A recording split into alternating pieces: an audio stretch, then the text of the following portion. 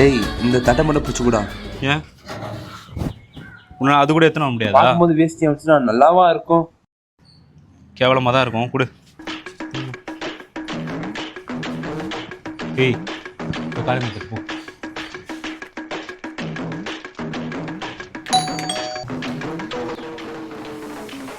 என்னடா இவ்வளோ நேரம்? எப்போ வரும்னு சொன்னீங்க, எப்போ வந்திருக்கீங்க? தின தட்டில் அண்ணா அதான் லைஃப் மேட்டர்னு சொன்னால கொஞ்சம் உள்ள மட்டும் வந்து பேசணும்.